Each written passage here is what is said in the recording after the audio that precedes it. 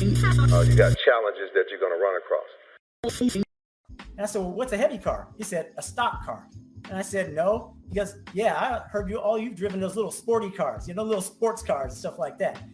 And I said, yeah. He said, well, let me see how good you are.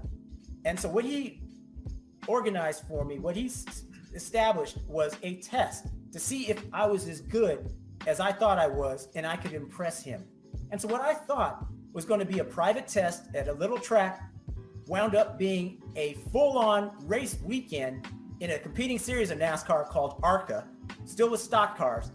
And so after Ed brought out his primary car with his full-time driver, off the trailer in the next car was a primer gray backup car. He said, okay, Bill, I understand that you said that you can drive. There's your car. Show me what you can do. This, mind you, Tony, the first time I've ever been behind the wheel of a stock car, the first time I've ever been on an oval in my life. I don't know what a stock car is supposed to do and what's not supposed to do, but I have been fortunate enough to be blessed with a God-given gift of feel, of driver control and feel. When I mean control, I mean, how to react proactively to what a car is going to do. And that's where the feel comes into it. You know what the car is going to do before it doesn't. If you are reacting to something, you're going to be too late, you're going to crash. And you can only be taught to be so good. It's a gift that separates the good drivers from the pros. So anyway, I get behind the wheel of this stock car, and he allowed me to race the car, which he wasn't going to, because I had no experience whatsoever in ARCA. The series probably wouldn't have let me do it anyway. Quite frankly, I was surprised they allowed me to take some test laps. But I was so good that had my practice time been my qualifying time, I would have qualified in the top 10 in a 30-plus car field. The first time I ever stepped behind the wheel of a race car. That told Ed all he needed to know about my natural God-given ability. You have to be willing to call audibles the whole day. I mean, you can start the race if your car doesn't feel good because you don't have practice. So if the balance of the car is not right, you got to sit there and say, what do I need to do to get this thing to the end? So you got to be willing to call audibles all day. If you're in a good spot and can stay up front, stay up front. If it doesn't feel right, go to the back. You get caught in the middle, then you got to start making decisions. So it also affects the pit crews. If you come in with a group and you're in the back of that group, sometimes you got to alter your strategy a little bit. Instead of taking 4 tires, maybe you take 2. That's right. Instead of taking 2, maybe you don't take any. So you really have to be willing to always call an audible. Because I could communicate to my crew chief what I needed in the car to go faster. Because what probably most people don't realize is that these cars change their dynamic over a fuel run, over a 20 or 30 lap stint.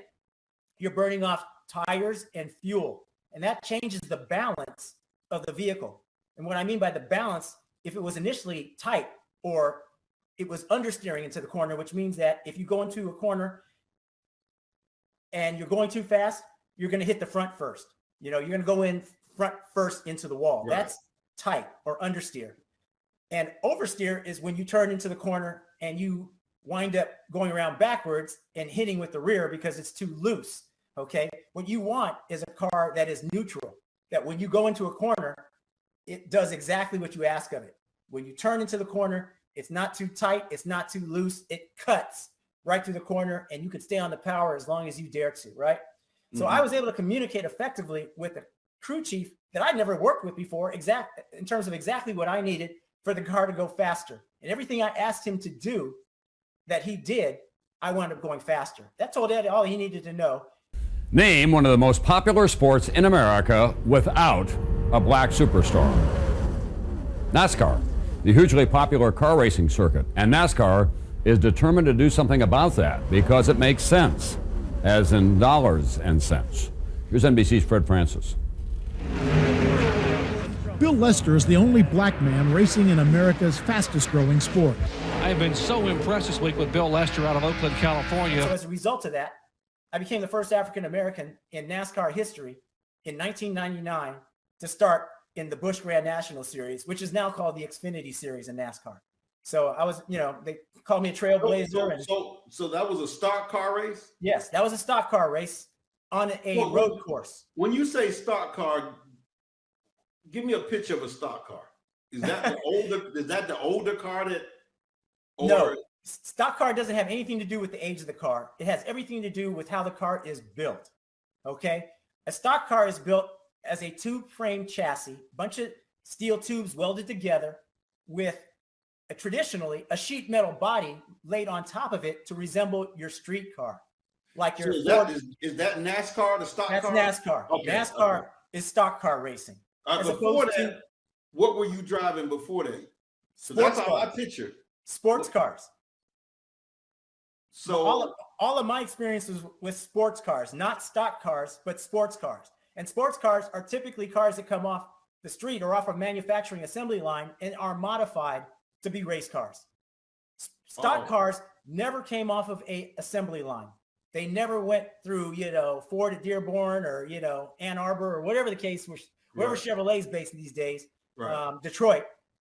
They were purpose built from the ground up. Stock cars are purpose built from the ground up. They don't have any real stock components that you could get from a dealership on them. Everything is hand built.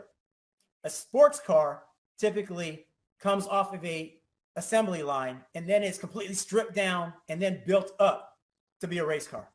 That is the biggest distinction between the two types of racing. The other big distinction is that traditionally stock cars run on ovals. They run around in a circle, whereas sports cars turn right and left. We accelerate, we brake, we upshift, we downshift. Our circuits are typically 2.5 to 4 miles in length with 14, 17 turns. In a stock car, you're on an oval with basically 2 turns. They call it turns 1 through 4, but it's really 2 turns. They call the entry point of the turn 1, the exit of the turn 2. When they go down the back straight into the next corner, that's the entry point is turn 3. And then coming off that corner is turn 4. But it's really just, like this, like an oval, like a circle, but typically an oval, right? Where sports cars, we do all this. We go up and down, blind crest, they're usually cut in the hills, it's a whole different racing discipline. I can spend forever telling you about it, but for the interest of time and probably your viewers' interest, we'll probably keep it simple. Yeah, I got it now. So now the 2 guys that you kind of looked up to was Willie Ribbs and who was the guy before him? Wendell? No. My first racing idol was a guy by the name of Ayrton Senna.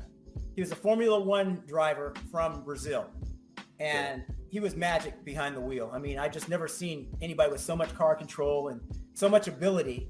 And he was just like, I would watch his in-car camera shots of what he was doing. And that's when I was telling you I was self-taught. I watched and emulated a lot of what he did because I couldn't afford to go to a racing school. A lot of, my counterparts, they were all going through racing schools and all that stuff. I was self-trained. I learned through the School of Hard Knocks. I've had accidents and stuff like that, pushing, my ability and the ability of the car and trying to find out where my limit is and sometimes overstepping it. But anyway, Ayrton Senna was initially my hero. And then, Willie T, because Willie T was doing everything I wanted to do. He was a full-time professional racer while I was an aspiring racer. And he was living in San Jose, California at the time when I was working in the Silicon Valley, living in Oakland and working in Cupertino. And almost every lunch period when I was on the job, I would go over to Willie T's house because I was going to have a chance to learn at the feet of the master. He is a guy who was where I wanted to be, and he was effectively my mentor.